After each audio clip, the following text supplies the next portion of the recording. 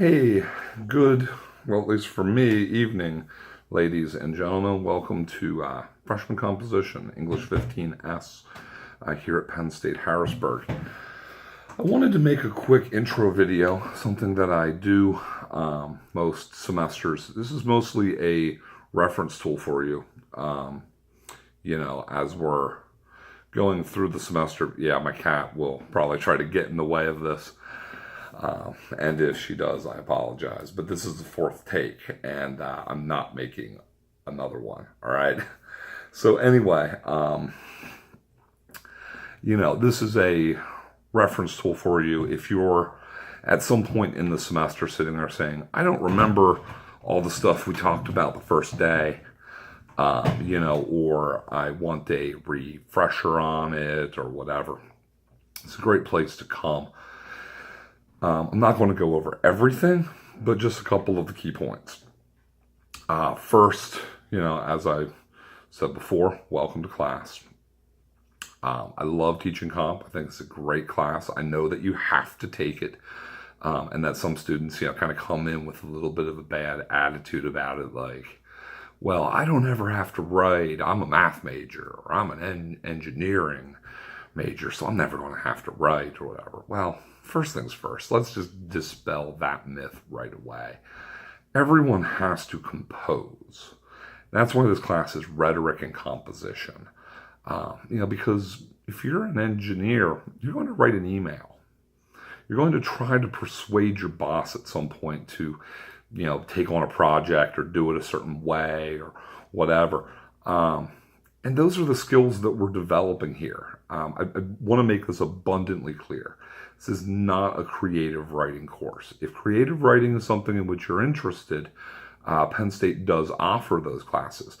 I don't teach them. Creative writing, I like it, but it's not my specialty. It's not my shtick. It's not what I do. I make arguments, and I try to persuade people.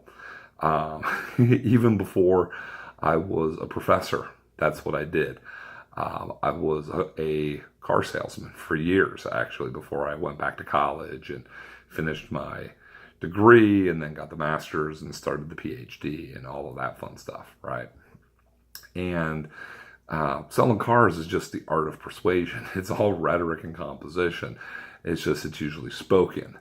But actually, I spent a lot of time writing because I was selling cars at the beginning of the internet revolution in terms of sales, where people were emailing the dealership and they wanted a deal on a car, and such. And so my response in writing in this email was the thing that either brought them into the dealership to buy a car or the thing that kept them out. And so I take composition seriously because my past success in the car business is a lot of what let me get back into college, because I made enough money to pay off some bills and everything, go back to school, and end up doing the thing I love doing, which is teaching students, right? So if you're sitting there and you're listening to this, or you're in my classroom and, you're watching this in week 5 going, I just don't see any point. This is silly. Why, look, I know I'm going to sound like your dad, okay? But, take it from somebody who's been there, done that, okay? You will need compositional skills, whether they be in speech, in writing, in emailing. Even texting is a form of composition. It's not one that I'm going to try to teach you how to text. You could probably teach me. But all of those little things that we don't think about, they're all composition. And you can use the skills that you will develop here in those venues, in those places, So that's sort of point 1. Thank you for being here. Thank you for being faithful to do the work, to develop these skills. And if you're not sure about this and you're just, take it from someone who's been there. This is beneficial. Also take it from someone who's been there. Writers are not born. They're made through hard work and practice, dedication and study. I was not the best writer. I actually had a teacher in high school telling me that I was a terrible writer, because she just didn't like the way that I wrote, and here I am now teaching freshman composition. I would love to track her down and be like, hey, guess what? This is what I do now is I write, when I'm not doing comp here. I teach in the history and the American studies programs, both of which are very writing heavy humanities programs. I edit the Society of Americanist Review, which is an academic journal. And when I say edit, I don't mean I fix everyone's grammar. I mean I help them take their research topic and research idea and convert it into something that we can publish. So this is probably 75% of my life is doing composition in some way. So it does matter. I hope that you come to see that. Again, you don't have to love writing, but even if you don't love it, even if you don't feel like you were born to do it, you can still develop the skills to be good at it, to be competent, okay? So that's sort of point one. Point two, whenever you have a question, refer to the syllabus. That should always be step one. My syllabus is ridiculously long. And some of that's because the university requires us to put certain statements in there, and the counseling program, like they have us put a thing in about that, and the writing center and such, and the academic integrity statement and the inclement weather policy. All of that goes in our syllabi, and I am sorry that it ends up being like 100 pages long, man. But the syllabus does have a lot of good info. At the very beginning is my contact, info, my office hours, my phone number, my email. You can, stop into my office during office hours. You can make an appointment. You can call me. You can even text me. You can email me. I'll talk about all this first day, so you should have already heard this. But if you have a question that cannot be answered by the syllabus itself, you've gone through it and you've looked and you can't find the answer to your question, then contact me, let me know, and we'll figure it out, okay? I am here to help you. That is my job. That is what they pay me to do, is to assist you in developing your skills. And that doesn't mean just showing up and teaching for 50 minutes, 3 days per week or something, or an hour and 15 minutes, 2 days a week. It means showing up when you need help. That means answering my phone sometimes. Now, usually, as I say during class, I will let you go to voicemail if I don't recognize your phone number. Just leave me a message. As soon as I see I've got one, I'll check it because I know someone actually wants to talk to me, and I'll call you back, okay?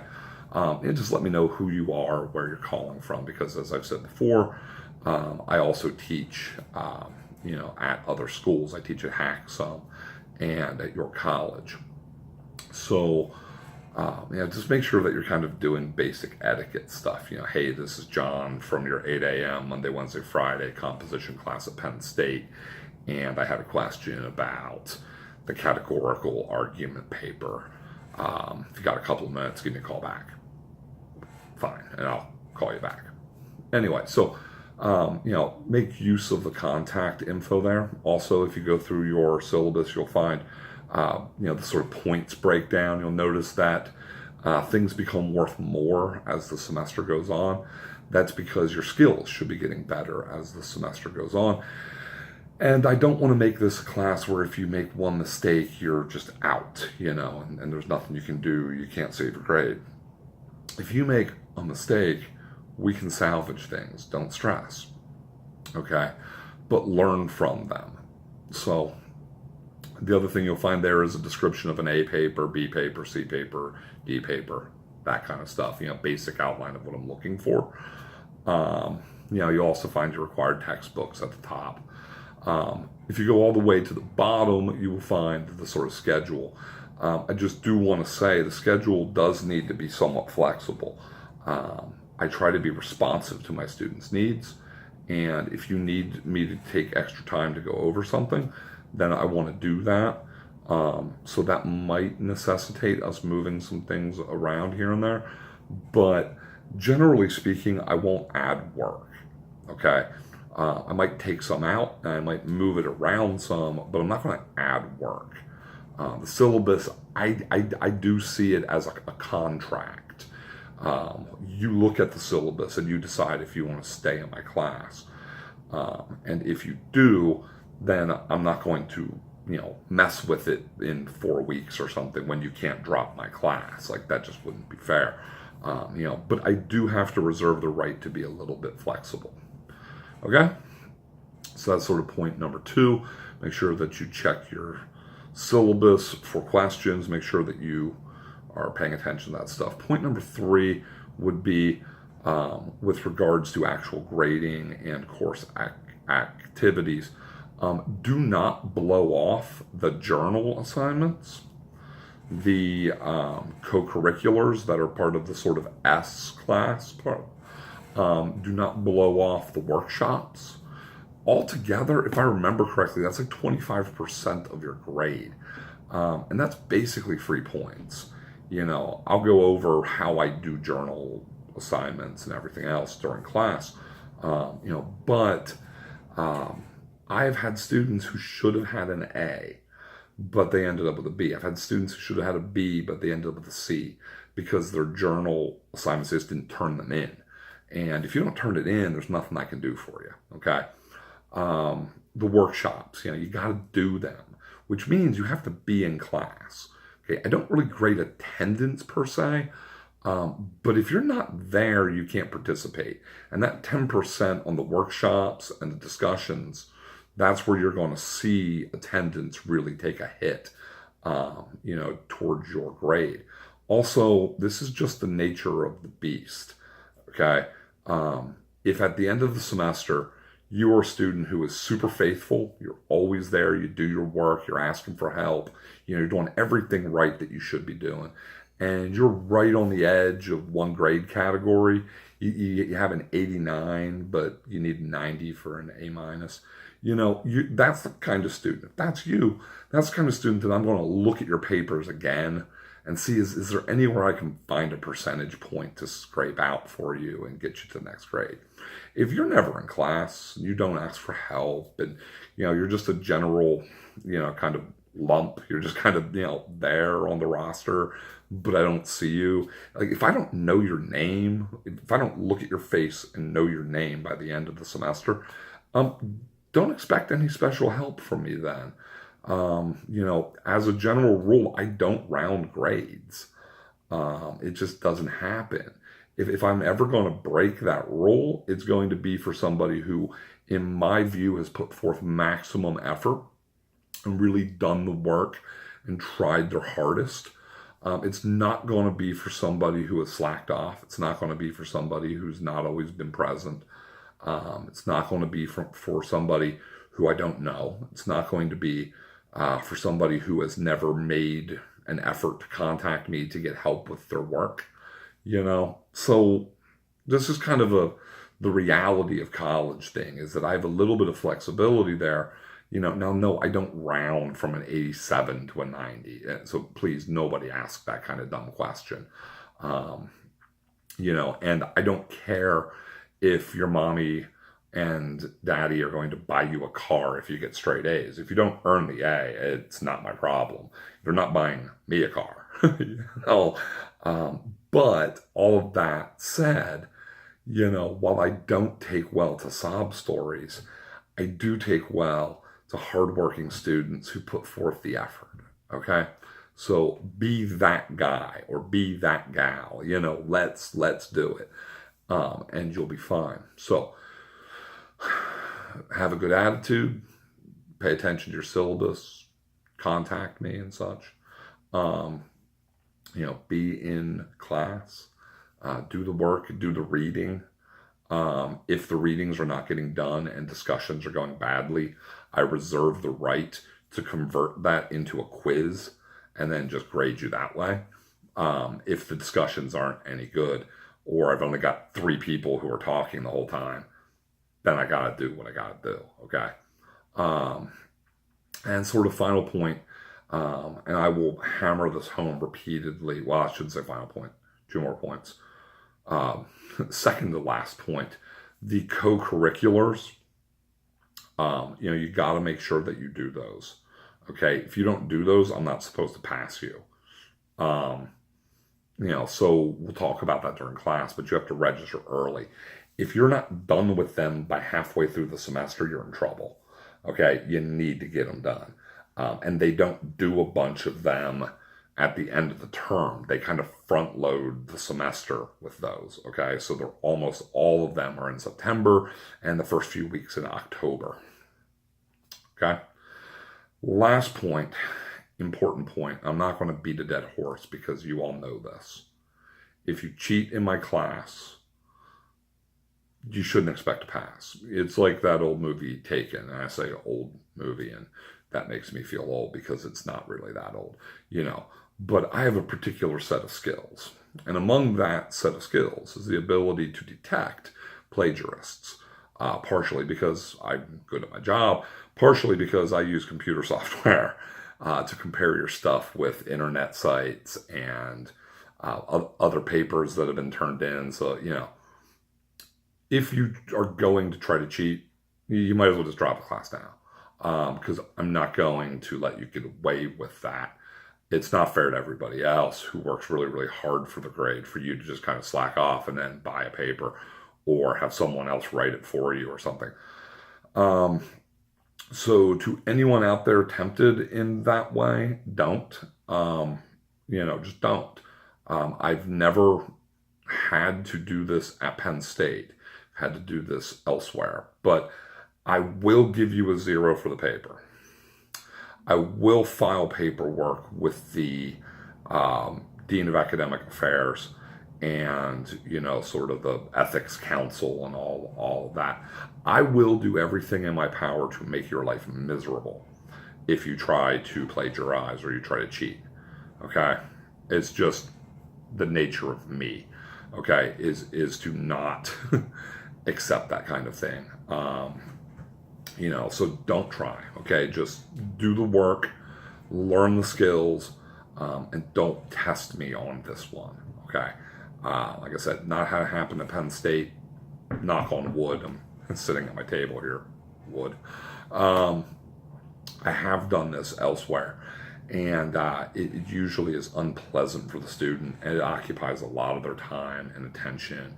And then you get a reputation with other professors, as someone who cheats, and then it all goes downhill from there. Okay, so don't do it. Don't do it. Don't do it. All right. Be honest about your work.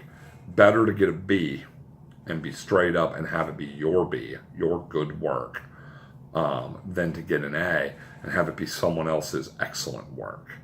Okay. So anyway, that's just my little speech on that. Don't push me on it. Don't test me on it. Let's just do our own work and such. And I say this, just because I have to. Okay.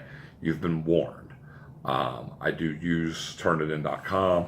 At times I use other methods. Okay. So let's just do our own stuff. Let's have a good semester. Let's learn some things. And, if I come off sounding nasty about that, like I said, really it's about being fair to everybody, to the people who put in the work and the effort and the time. You deserve the grade that you earn. And I want you to be able to be proud of your, product, your papers that you write and all of that stuff or whatever. Not feeling ashamed about what you did 6 months from now. Okay? So anyway, I am looking forward to a great semester. I hope you are too. We're going to learn a lot of stuff. We're going to learn about research and citations. We're going to learn how to write, annotated bibliographies and synthesis essays, causal arguments, categorical arguments, rhetorical analysis. We're going to learn how to write proposal arguments and policy arguments.